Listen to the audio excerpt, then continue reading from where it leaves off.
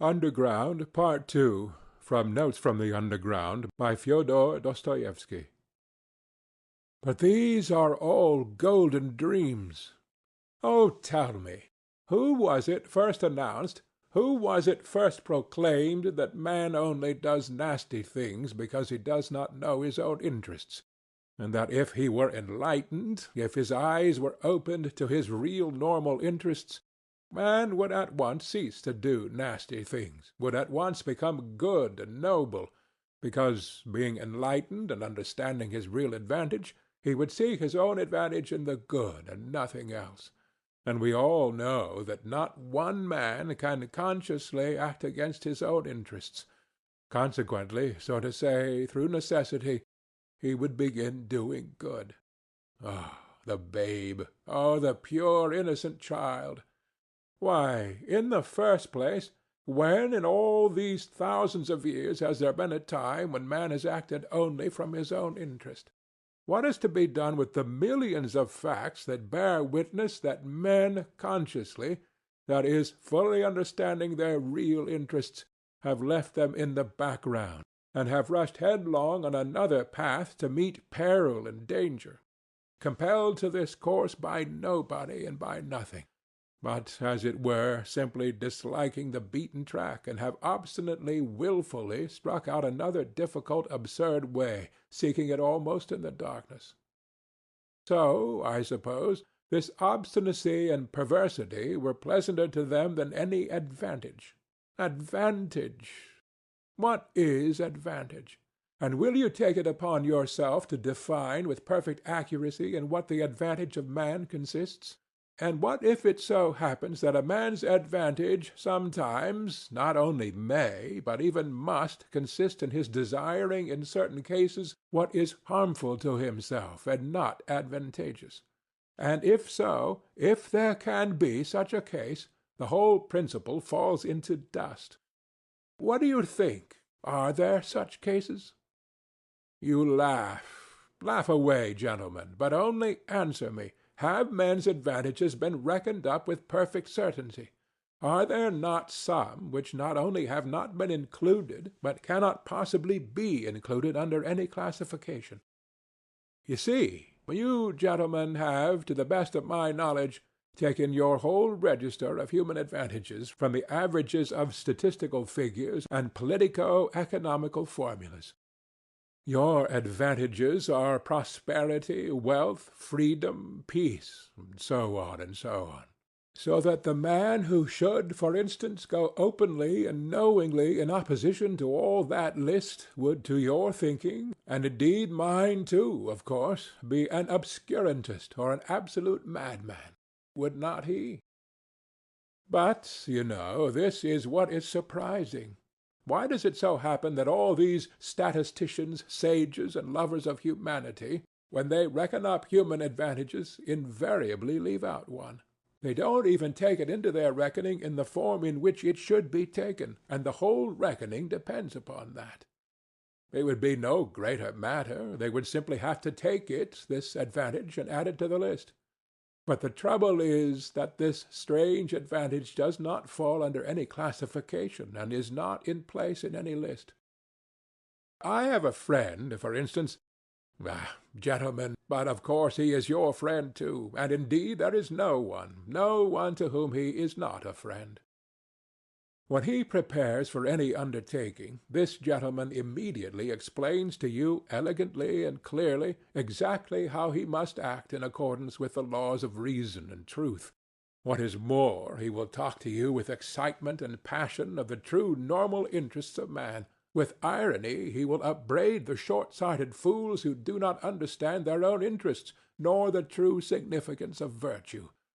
And within a quarter of an hour, without any sudden outside provocation, but simply through something inside him which is stronger than all his interests, he will go off on quite a different tack, that is, act in direct opposition to what he has just been saying about himself, in opposition to the laws of reason, in opposition to his own advantage, in fact, in opposition to everything.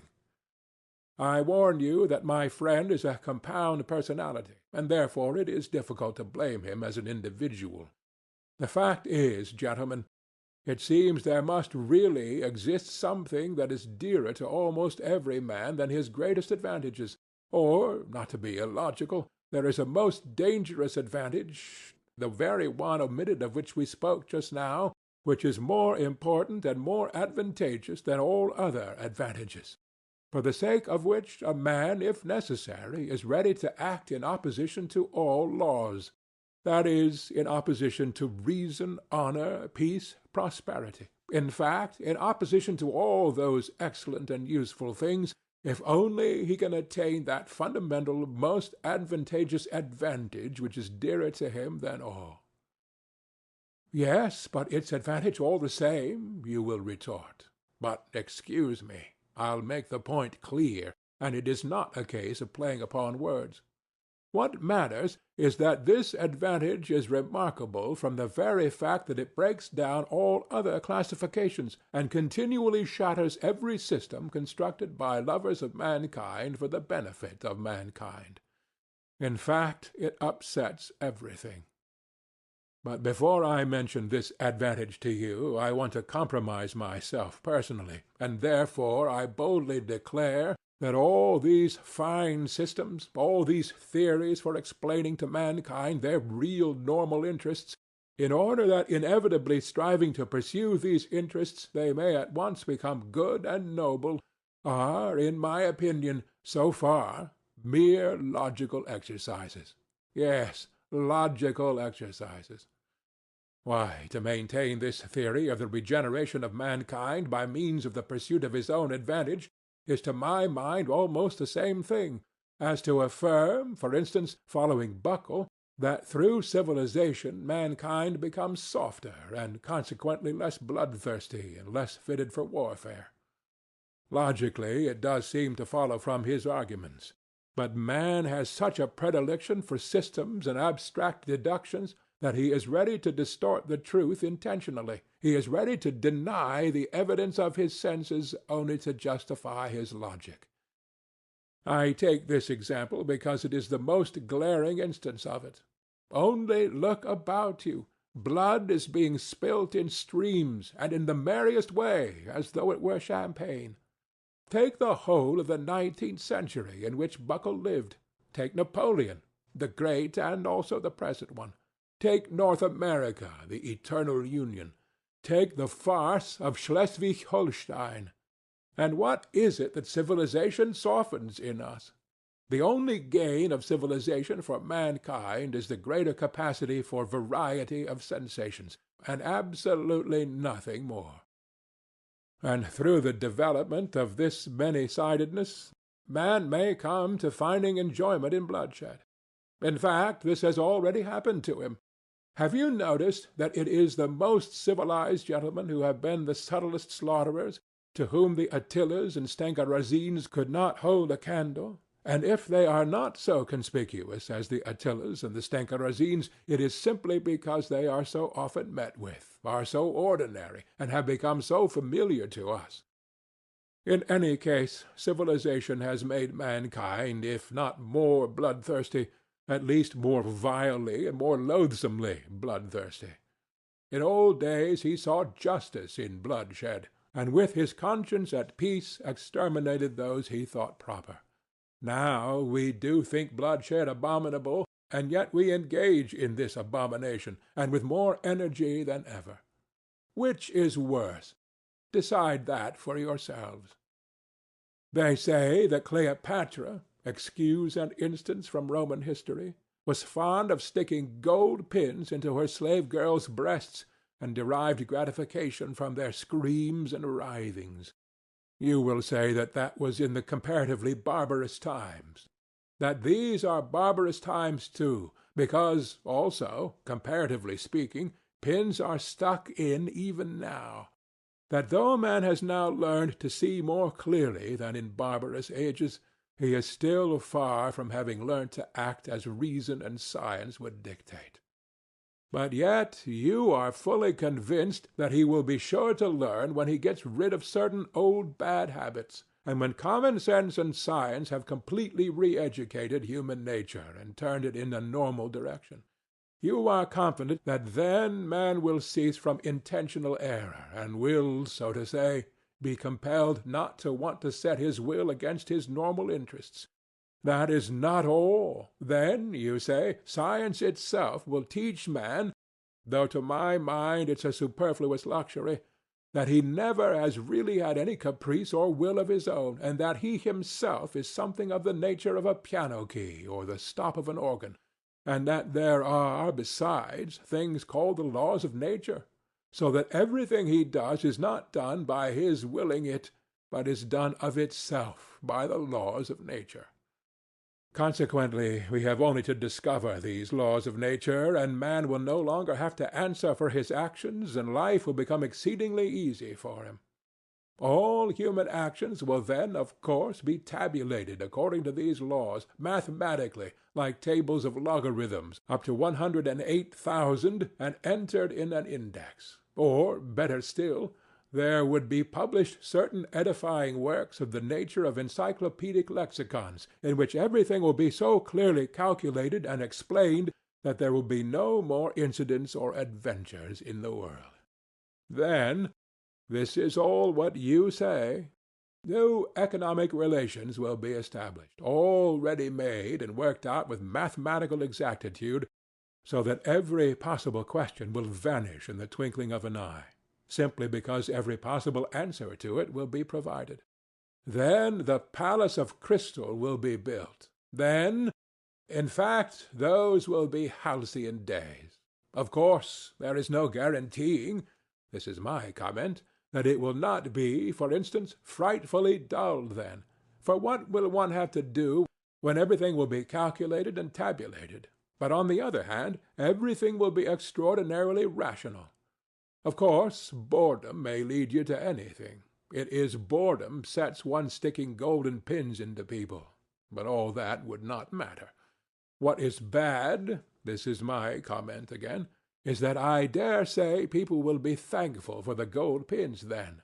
Man is stupid, you know, phenomenally stupid.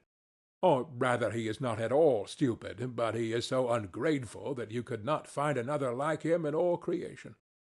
I, for instance, would not be in the least surprised if all of a sudden, apropos of nothing, in the midst of general prosperity, a gentleman with an ignoble, or rather with a reactionary and ironical countenance, were to arise and, putting his arms akimbo, say to us all, "I say, gentlemen, hadn't we better kick over the whole show and scatter rationalism to the winds, simply to send these logarithms to the devil and to enable us to live once more at our own sweet, foolish will?"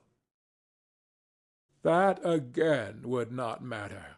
But what is annoying is that he would be sure to find followers. Such is the nature of man, and all that for the most foolish reason, which, one would think, was hardly worth mentioning. That is, that man everywhere and at all times, whoever he may be, has preferred to act as he chose, and not in the least as his reason and advantage dictated. And one may choose what is contrary to one's own interests, and sometimes one positively ought. That is my idea. One's own free, unfettered choice, one's own caprice, however wild it may be, one's own fancy worked up at times to frenzy, is that very most advantageous advantage which we have overlooked, which comes under no classification, and against which all systems and theories are continually being shattered to atoms. And how do these wiseacres know that man wants a normal, a virtuous choice? What has made them conceive that man must want a rationally advantageous choice? What man wants is simply independent choice, whatever that independence may cost and wherever it may lead. And choice, of course. The devil only knows what choice. 8. Ha, ha, ha! But you know there is no such thing as choice in reality, say what you like, you will interpose with a chuckle.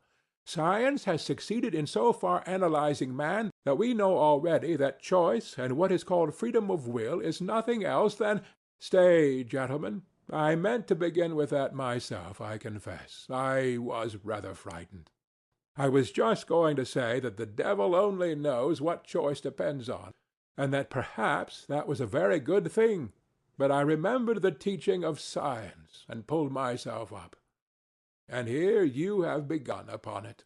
Indeed, if there really is some day discovered a formula for all our desires and caprices, that is, an explanation of what they depend on, by what laws they arise, how they develop, what they are aiming at in one case and in another, and so on, that is a real mathematical formula, then, most likely, man will at once cease to feel desire.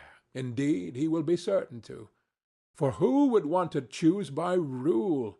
Besides, he will at once be transformed from a human being into an organ stop or something of the sort.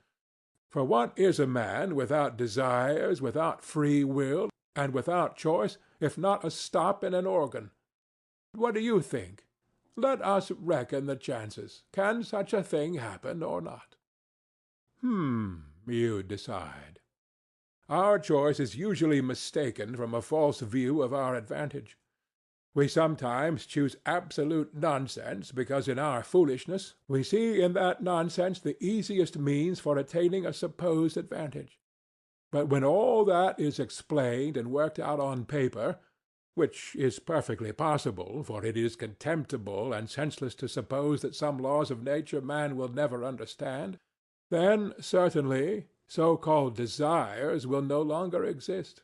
For if a desire should come into conflict with reason, we shall then reason and not desire, because it will be impossible retaining our reason to be senseless in our desires, and in that way knowingly act against reason and desire to injure ourselves. And as all choice and reasoning can be really calculated, because there will some day be discovered the laws of our so-called free will, so, joking apart, there may, one day, be something like a table constructed of them, so that we really shall choose in accordance with it. If, for instance, some day they calculate and prove to me that I made a long nose at some one, because I could not help making a long nose at him, and that I had to do it in that particular way, what freedom is left to me, especially if I am a learned man and have taken my degree somewhere? Then I should be able to calculate my whole life for 30 years beforehand. In short, if this could be arranged, there would be nothing left for us to do. Anyway, we should have to understand that. And, in fact, we ought unwearyingly to repeat to ourselves that at such and such a time and in such circumstances nature does not ask our leave, that we have got to take her as she is, and not fashion her to suit our fancy. And if we really aspire to formulas and tables of rules, and, well, even to the chemical retort, there's no help for it. We must accept the retort too, or else it will be accepted without our consent. Yes, but here I come to a stop. Gentlemen, you must excuse me for being over-philosophical. It's the result of 40 years underground. Allow me to indulge my fancy. You see, gentlemen, reason is an excellent thing. There's no disputing that. But reason is nothing but reason, and satisfies only the rational side of man's nature, while will is a manifestation of the whole life, that is, of the whole human life, including reason and all the impulses. And although our life, in this manifestation of it, is often worthless, yet it is life, and not simply extracting square roots.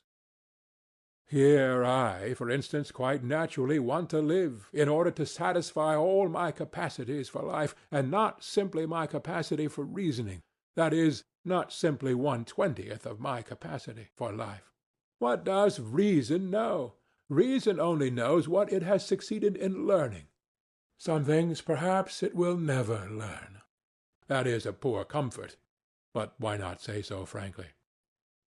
And human nature acts as a whole, with everything that is in it, consciously or unconsciously, and even if it goes wrong, it lives.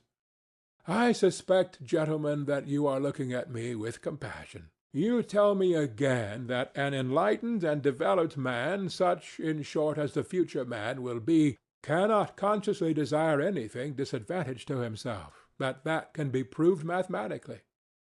I thoroughly agree it can by mathematics, but I repeat for the 100th time, there is one case, one only, when man may consciously, purposely, desire what is injurious to himself, what is stupid, very stupid, simply in order to have the right to desire for himself even what is very stupid, and not to be bound by an obligation to desire only what is sensible.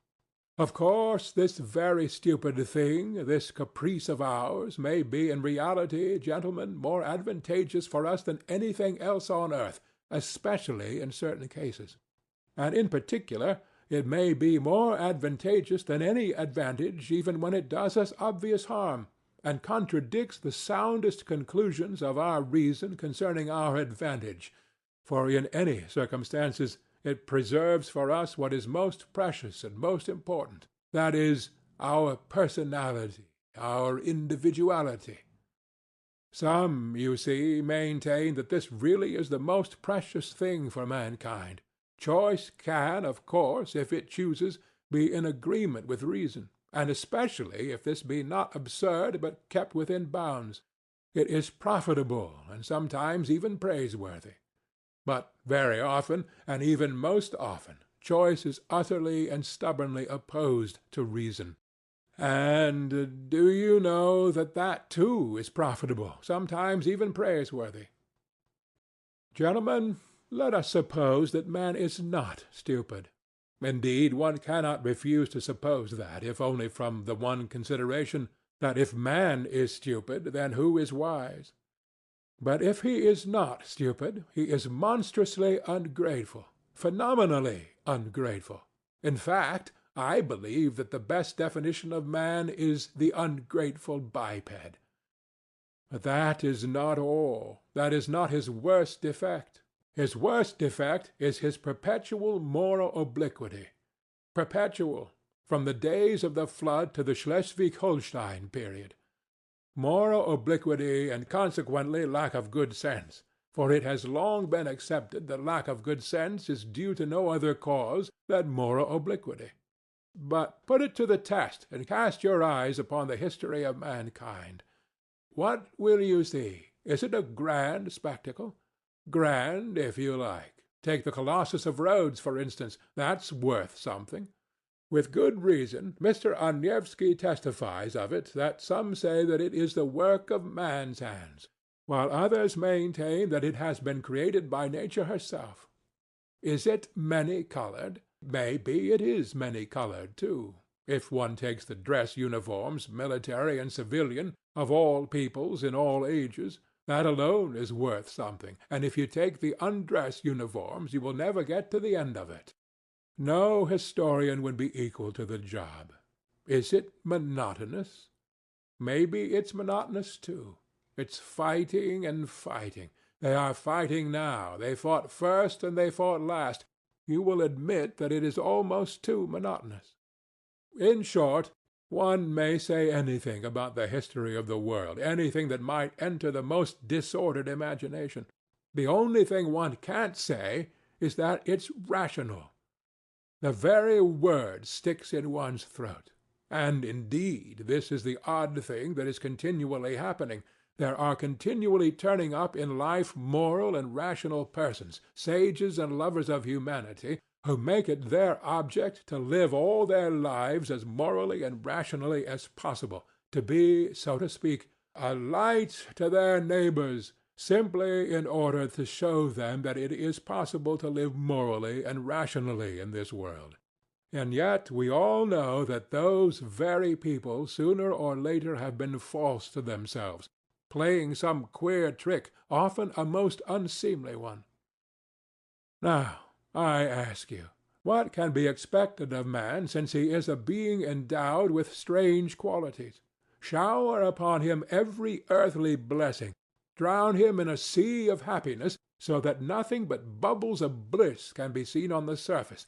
Give him economic prosperity, such that he should have nothing else to do but sleep, eat cakes, and busy himself with the continuation of his species, and even then, out of sheer ingratitude, sheer spite, man would play you some nasty trick.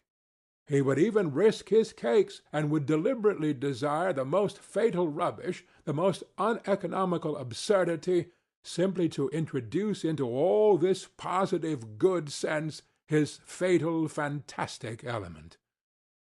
It is just his fantastic dreams, his vulgar folly, that he will desire to retain, simply in order to prove to himself, as though that were so necessary, that men still are men, and not the keys of a piano, which the laws of nature threaten to control so completely that soon one will be able to desire nothing but by the calendar.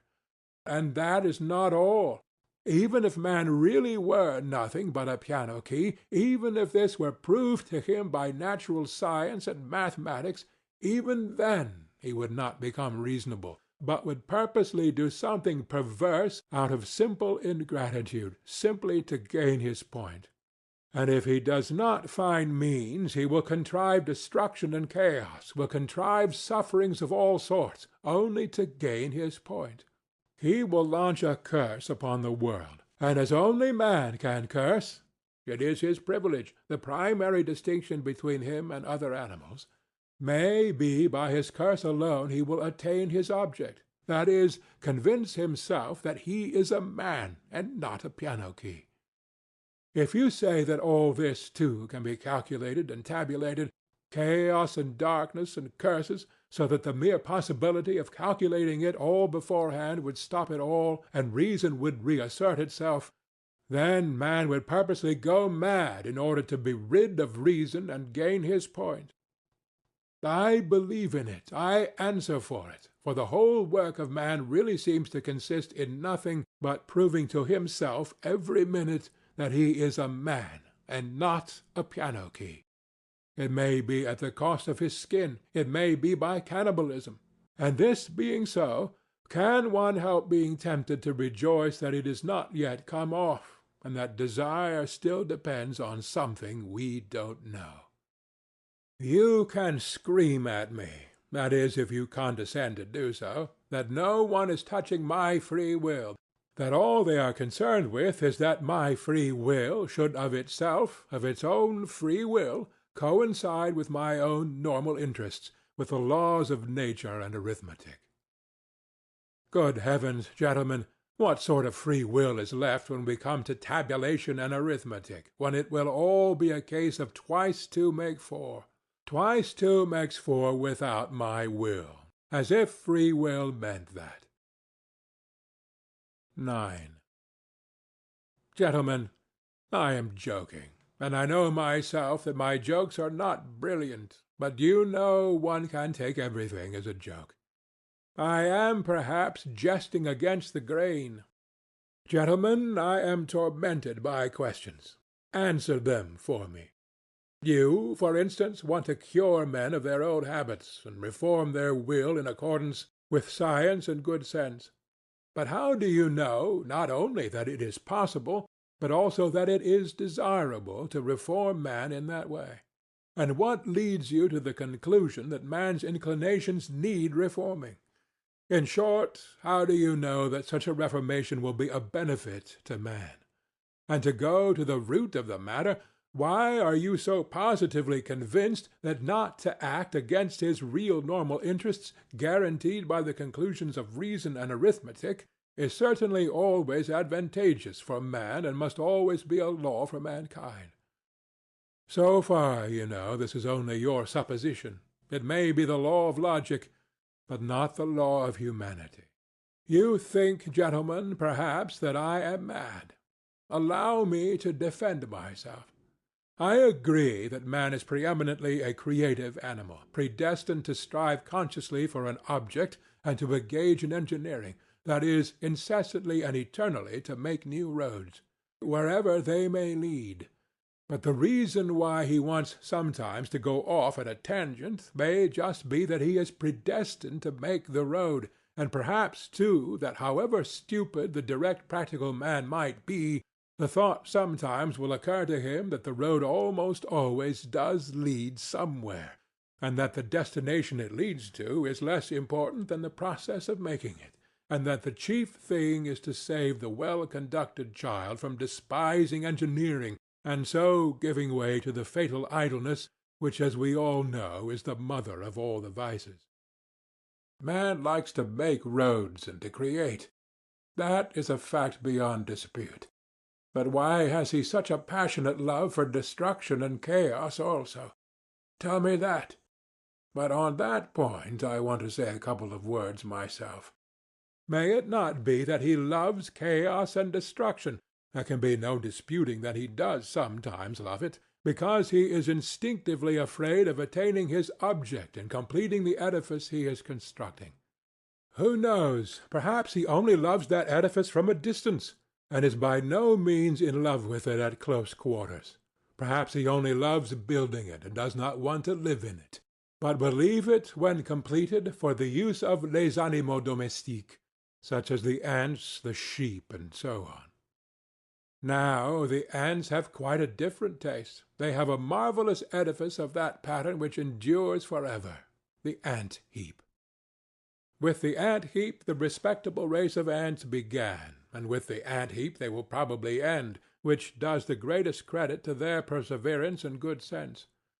But man is a frivolous and incongruous creature, and perhaps, like a chess-player, loves the process of the game, not the end of it. And who knows? There is no saying with certainty. Perhaps the only goal on earth to which mankind is striving lies in this incessant process of attaining. In other words, in life itself, and not in the thing to be attained, which must always be expressed as a formula, as positive as twice two makes four. And such positiveness is not life, gentlemen, but is the beginning of death. Anyway, man has always been afraid of this mathematical certainty, and I am afraid of it now. Granted that man does nothing but seek that mathematical certainty, he traverses oceans, sacrifices his life in the quest, but to succeed, really to find it, dreads, I assure you. He feels that when he has found it, there will be nothing for him to look for. When workmen have finished their work-day, they do at least receive their pay, they go to the tavern, then they are taken to the police station, and there is occupation for a week. But where can man go? Anyway, one can observe a certain awkwardness about him when he has attained such objects. He loves the process of attaining, but does not quite like to have attained, and that, of course, is very absurd. In fact, man is a comical creature. There seems to be a kind of jest in it all. But yet mathematical certainty is, after all, something insufferable. Twice two makes four seems to me simply a piece of insolence. Twice two makes four is a pert coxcomb who stands with arms akimbo, barring your path and spitting. I admit that twice two makes four is an excellent thing. But if we are to give everything its due, twice two makes five is sometimes a very charming thing too. And why are you so firmly, so triumphantly convinced that only the normal and the positive, in other words, only what is conducive to welfare, is for the advantage of man? Is not reason in error as regards advantage? Does not man perhaps love something besides well-being? Perhaps he is just as fond of suffering. Perhaps suffering is just a greater benefit to him as well-being. Man is sometimes extraordinarily, passionately in love with suffering, and that is a fact. There is no need to appeal to universal history to prove that. Only ask yourself, if you are a man and have lived at all. As far as my personal opinion is concerned, to care only for well-being seems to me positively ill-bred. Whether it's good or bad, it is sometimes very pleasant, too, to smash things. I hold no brief for suffering, nor for well-being either. I am standing for my caprice, and for its being guaranteed to me when necessary.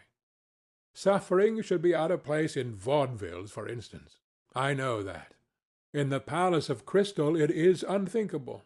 Suffering means doubt, negation, and what would be the good of a palace of crystal if there could be any doubt about it? And yet I think man will never renounce real suffering, that is, destruction and chaos. Why, suffering is the sole origin of consciousness. Though I did lay it down at the beginning that consciousness is the greatest misfortune for man, yet I know man prizes it, and would not give it up for any satisfaction. Consciousness, for instance, is infinitely superior to twice two makes four. Once you have mathematical certainty, there is nothing left to do or to understand. There will be nothing left but to bottle up your five senses and plunge into contemplation. While if you stick to consciousness, even though the same result is attained, you can at least flog yourself at times, and that will, at any rate, liven you up. Reactionary as it is, corporal punishment is better than nothing. 10. You believe in a palace of crystal that can never be destroyed, a palace at which one will not be able to put out one's tongue or make a long nose on the sly. And perhaps that is just why I am afraid of this edifice, that it is of crystal and can never be destroyed, and that one cannot put one's tongue out at it even on the sly. You see, if it were not a palace but a hen-house, I might creep into it to avoid getting wet. And yet I would not call the hen-house a palace out of gratitude to it for keeping me dry. You laugh and say that in such circumstances a hen-house is as good as a mansion. Yes, I answer, if one had to live simply to keep out of the rain. But what is to be done if I have taken it into my head that that is not the only object in life, and that if one must live, one had better live in a mansion? That is my choice, my desire. You will only eradicate it when you have changed my preference. Well, do change it. Allure me with something else. Give me another ideal. But meanwhile I will not take a hen-house for a mansion. The palace of crystal may be an idle dream. It may be that it is inconsistent with the laws of nature, and that I have invented it only through my own stupidity, through the old-fashioned irrational habits of my generation. But what does it matter to me that it is inconsistent? That makes no difference, since it exists in my desires, or rather exists as long as my desires exist. Perhaps you are laughing again. Laugh away. I will put up with any mockery rather than pretend that I am satisfied when I am hungry. I know anyway that I will not be put off with a compromise, with a recurring zero, simply because it is consistent with the laws of nature and actually exists. I will not accept as the crown of my desires a block of buildings with tenements for the poor on a lease of 1,000 years, and perhaps with a signboard of a dentist hanging out. Destroy my desires, eradicate my ideals, show me something better, and I will follow you. You will say, perhaps, that it is not worth your trouble, but in that case I can give you the same answer. We are discussing things seriously, but if you won't deign to give me your attention, I will drop your acquaintance. I can retreat into my underground hole. But while I am alive and have desires, I would rather my hand were withered off than bring one brick to such a building. Don't remind me that I have just rejected the palace of crystal for the sole reason that one cannot put out one's tongue at it. I did not say because I am so fond of putting my tongue out. Perhaps the thing I resented was that of all your edifices there has not been one at which one could not put out one's tongue. On the contrary, I would let my tongue be cut off out of gratitude if things could be so arranged that I should lose all desire to put it out. It is not my fault that things cannot be so arranged, and that one must be satisfied with model flats. Then why am I made with such desires? Can I have been constructed simply in order to come to the conclusion that all my construction is a cheat? Can this be my whole purpose? I do not believe it. But do you know what? I am convinced that we underground folk ought to be kept on a curb. Though we may sit 40 years underground without speaking, when we do come out into the light of day and break out, we talk and talk and talk. 11. The long and short of it is, gentlemen, that it is better to do nothing, better conscious inertia, and so hurrah for underground. Though I have said that I envy the normal man to the last drop of my bile, yet I shall not care to be in his place, such as he is now, though I shall not cease envying him. No, no. Anyway, the underground life is more advantageous. There, at any rate, one can— Oh, but even now I am lying. I am lying because I know myself that it is not underground that is better, but something different, quite different, for which I am thirsting, but which I cannot find. Damn underground. I will tell you another thing that would be better, and that is, if I myself believed in anything of what I have just written, I swear to you, gentlemen, there is not one thing, not one word of what I have written that I really believe. That is, I believe it, perhaps, but at the same time I feel and suspect that I am lying like a cobbler. Then why have you written all this, you will say to me? I ought to put you underground for 40 years without anything to do, and then come to you in your cellar to find out what stage you have reached. How can a man be left with nothing to do for 40 years? Isn't that shameful? Isn't that humiliating? You will say, perhaps, wagging your heads contemptuously. You thirst for life, and try to settle the problems of life by a logical tangle. And how persistent, how insolent are your sallies, and at the same time what a scare you are in. You talk nonsense and are pleased with it. You say impudent things and are in continual alarm and apologizing for them. You declare that you are afraid of nothing, and at the same time try to ingratiate yourself in our good opinion. You declare that you are gnashing your teeth, and at the same time you try to be witty so as to amuse us. You know that your witticisms are not witty, but you are evidently well satisfied with your literary value. You may, perhaps, have really suffered, but you have no respect for your own suffering. You may have sincerity, but you have no modesty. Out of your pettiest vanity you expose your sincerity to publicity and ignominy. You doubtlessly mean to say something, but hide your last word through fear, because you have not the resolution to utter it, and only have a cowardly impudence.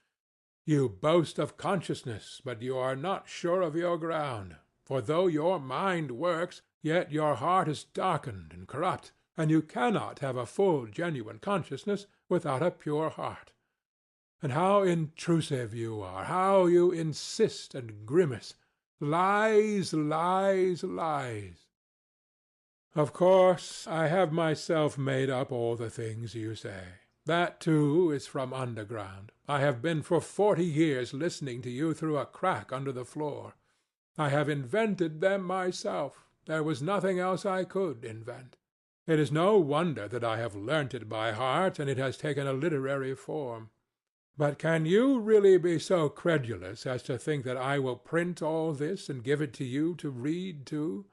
And another problem. Why do I call you gentlemen? Why do I address you as though you really were my readers? Such confessions as I intend to make are never printed, nor given to other people to read. Anyway, I am not strong-minded enough for that, and I don't see why I should be. But, you see, a fancy has occurred to me, and I want to realize it at all costs. Let me explain. Every man has reminiscences which he would not tell to every one, but only to his friends. He has other matters in his mind which he would not reveal even to his friends, but only to himself, and that in secret.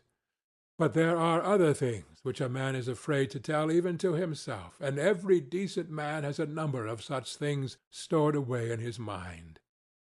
The more decent he is, the greater the number of such things in his mind. Anyway, I have only lately determined to remember some of my early adventures. Till now I have always avoided them, even with a certain uneasiness.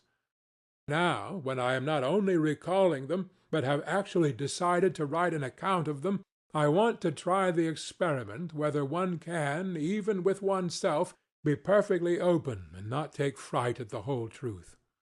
I will observe, in parentheses, that Heine says that a true autobiography is almost an impossibility, and that man is bound to lie about himself. He considers that Rousseau certainly told lies about himself in his confessions, and even intentionally lied out of vanity. I am convinced that Heine is right. I quite understand how sometimes one may, out of sheer vanity, attribute regular crimes to oneself, and indeed I can very well conceive that kind of vanity. But Heine judged of people who made their confessions to the public. I write only for myself, and I wish to declare once and for all that if I write as though I were addressing readers, that is simply because it is easier for me to write in that form. It is a form, an empty form. I shall never have readers. I have made this plain already. I don't wish to be hampered by any restrictions in the compilation of my notes. I shall not attempt any system or method. I will jot things down as I remember them. But here, perhaps, someone will catch at the word and ask me, if you really don't reckon on readers, why do you make such compacts with yourself, and on paper too? That is, that you won't attempt any system or method, that you jot things down as you remember them, and so on and so on. Why are you explaining? Why do you apologize? Well, there it is, I answer. There is a whole psychology in this, though. Perhaps it is simply that I am a coward, and perhaps that I purposely imagine an audience before me in order that I may be more dignified while I write. There are perhaps thousands of reasons. Again, what is the object precisely in writing? If it is not to be for the benefit of the public, why should I not simply recall these incidents in my own mind without putting them on paper? Quite so, but yet it is more imposing on paper. There is something more impressive in it. I shall be better able to criticize myself and improve my style. Besides, I shall perhaps obtain actual relief from writing. Today, for instance, I am particularly oppressed by one memory of a distant past. It came back vividly to my mind a few days ago, and has remained haunting me like an annoying tune that one cannot get rid of. And yet I must get rid of it somehow. I have hundreds of such reminiscences, but at times some one stands out from the hundred and oppresses me. For some reason I believe that if I write it down I should get rid of it. Why not try? Besides, I am bored, and I never have anything to do. Writing will be a sort of work. They say work makes man kind-hearted and honest. Well, here's a chance for me, anyway. Snow is falling today, yellow and dingy. It fell yesterday, too, and a few days ago. I fancy it is the wet snow that has reminded me of that incident which I cannot shake off now. And so let it be a story apropos of the falling snow. End of Underground Part 2.